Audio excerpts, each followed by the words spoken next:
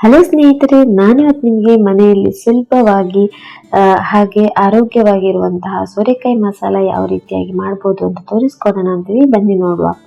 ನಿಮಗೆಲ್ಲರಿಗೂ ಕೂಡ trendy angel ಕಿಚನ್ಗೆ ಸ್ವಾಗತ. ನಾನು ನಿಮ್ಮ ಸ್ತುತಿ ಕೃಷ್ಣರಾಜ್. ಮೊದಲಿಗೆ ನಾನಿಲ್ಲಿ ಸೋರೆಕಾಯಿಯನ್ನ ಕಟ್ ಮಾಡಿ ಇಟ್ಕೊಳ್ತಾ ಇದ್ದೇನೆ. ನಾನಿಲ್ಲಿ ಸೋರೆಕಾಯಿಯನ್ನು ಕಟ್ ಮಾಡುವಾಗ ಸಿಪ್ಪೆಗಳನ್ನೆಲ್ಲ ತೆಗೆದು ಕಟ್ ಮಾಡ್ತಾ ಇದ್ದೇನೆ. ನೀವು ತುಂಬಾ ಎಳೆದಾದ ಸೋರೆಕಾಯಿ ತಗೊಂಡ್ರೆ ಸಿಪ್ಪೆ ಬೀಜಗಳನ್ನೇನು ತೆಗೆಯುವ ಅವಶ್ಯಕತೆ ಇರೋದಿಲ್ಲ. ಹಾಗೆ ನೀವು ಬಲ್ತಂತಹ ಸೋರೆಕಾಯಿ ತಗೊಂಡ್ರೆ ಸಿಪ್ಪೆ ಬೀಜ ಎರಡನ್ನು ಕೂಡ ತಗೊಳ್ಬೇಕು.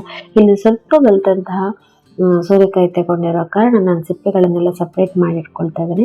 ಈ ಸಿಪ್ಪೆಗಳನ್ನ ಚಟ್ನಿ ಎಲ್ಲ ಮಾಡಲಿಕ್ಕೆ ತುಂಬಾನೇ ಯೂಸ್ ಆಗುತ್ತೆ, ಅದಕ್ಕೋಸ್ಕರ ಸಪ್ರೇಟ್ ಆಗಿ ಎತ್ತಿಟ್ಕೊಳ್ತಾ ಇದ್ದೇನೆ.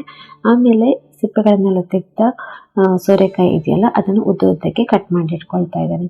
ನೋಡಿ, ಉದ್ದುದ್ದಕ್ಕೆ ಅಥವಾ ಬೇರೆ ಶೇಪಲ್ಲಿ ಕೂಡ ನೀವು ಕಟ್ ಮಾಡ್ಕೊಳ್ಬೋದು. ಆಲ್ಮೋಸ್ಟ್ ನಾನಿಲ್ಲಿ 2 ಕಪ್ ಆಗುವಷ್ಟು ಸೋರೆಕಾಯಿಯನ್ನು ಕಟ್ ಮಾಡಿ ಇಟ್ಕೊಂಡಿದ್ದೇನೆ. ಆಮೇಲೆ ಒಂದು ಬಾಳಿಗೆ 1 ಚಮಚದಷ್ಟು ಎಣ್ಣೆ ಹಾಕೊಂಡು ಬಿಸಿ ಮಾಡ್ಕೊಳ್ತಾ ಇದ್ದೇನೆ. ಯಾವುದೇ ಎಣ್ಣೆ ಆದರೂ ಕೂಡ ಪರವಾಗಿಲ್ಲ. ಆಮೇಲೆ 1 ಚಮಚದಷ್ಟು ಜೀರಿಗೆ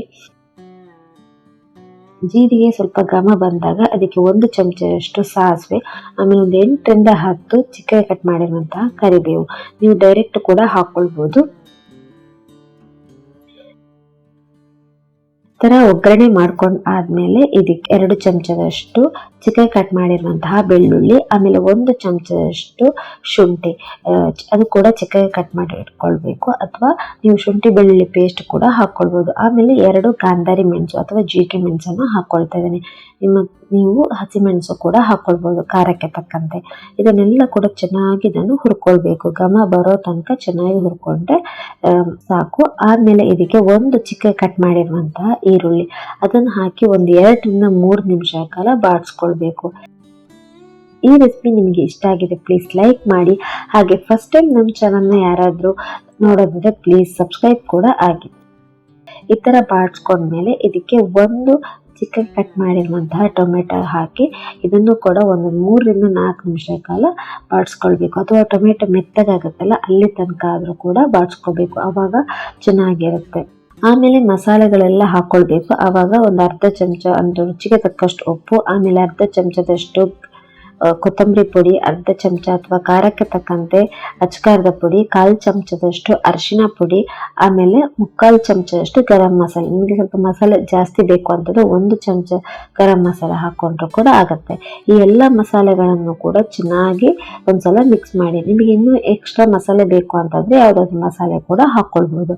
ಆಮೇಲೆ ನಾವು ಕಟ್ ಮಾಡಿರುವಂತಹ ಸೋರೆಕಾಯಿ ಎಲ್ಲವನ್ನು ಕೂಡ ಹಾಕಿ ಚೆನ್ನಾಗಿ ಒಂದ್ಸಲ ಮಸಾಲೆಗೆ ಮಿಕ್ಸ್ ಆಗಬೇಕು. ಅಂದ್ರೆ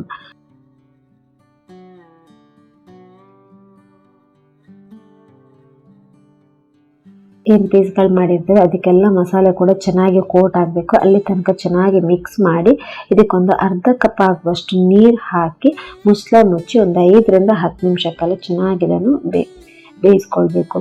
ನೀವು ಸೋರೆಕಾಯಿ ಸ್ವಲ್ಪ ಬೆಂದಿದೆ ಅನ್ನೋವಾಗ ಒಂದ್ಸಲ ಬೇಕಾದ್ರೆ ನೋಡ್ಕೋಬಹುದು, ಒಂದ್ಸಲ ಮಿಕ್ಸ್ ಮಾಡ್ಕೋಬಹುದು. ಈ ತರ ಸ್ವಲ್ಪ ನೀರಾಗಿದೆ, ಇನ್ನೊಂದು ಸ್ವಲ್ಪ ಒಂದು 5 ನಿಮಿಷ ಕಾಲ ಇದನ್ನು ಇನ್ನೊಂದ್ಸಲ ಕುದಿ ಬರಿಸಿ. ಆವಾಗ ನಿಮಗೆ ಥಿಕ್ನೆಸ್ ಗೊತ್ತಾಗುತ್ತೆ. ಈ ತರ ನಿಮಗೆ ಎಷ್ಟು ಬೇಕು ಅಷ್ಟು ಥಿಕ್ನೆಸ್ ಆದ್ಮೇಲೆ ಒಂದು 2 ಚಮಚದಷ್ಟು ಫ್ರೆಶ್ ಆಗಿರುವಂತಹ ಕೊತ್ತಂಬರಿ ಸೊಪ್ಪು ಹಾಕಿ ಚೆನ್ನಾಗಿ ಮಿಕ್ಸ್ ಮಾಡಿದ್ರೆ ತುಂಬಾನೇ ಸಿಂಪಲ್ ಆಗಿರುವಂತಹ ಸೋರೆಕಾಯಿ ಮಸಾಲೆ ರೆಡಿ ಆಯ್ತು. ಇದು ಚಪಾತಿ ಜೊತೆ, ಅನ್ನದ ಜೊತೆ ತುಂಬಾನೇ ಚೆನ್ನಾಗಿರುತ್ತೆ. ನೀವು ಮನೆಯಲ್ಲಿ ಟ್ರೈ ಮಾಡಿ ನನಗೆ ಕಮೆಂಟ್ ಮೂಲಕ ನಿಮ್ಮ ಅಭಿಪ್ರಾಯವನ್ನು ತಿಳಿಸಿ. ಈ ರೆಸಿಪಿ ನಿಮಗೆ ಇಷ್ಟವಾಗಿದೆ ಅಂತ ಅಂದ್ಕೊಳ್ತೇನೆ. ಮತ್ತೆ ತಡ ಪ್ಲೀಸ್ ಲೈಕ್ ಮಾಡಿ, ಶೇರ್ ಮಾಡಿ, ಹಾಗೆ ಸಬ್ಸ್ಕ್ರೈಬ್ ಆಗೋದನ್ನು ಕೂಡ ಮರಿಬೇಡಿ. ಧನ್ಯವಾದಗಳು.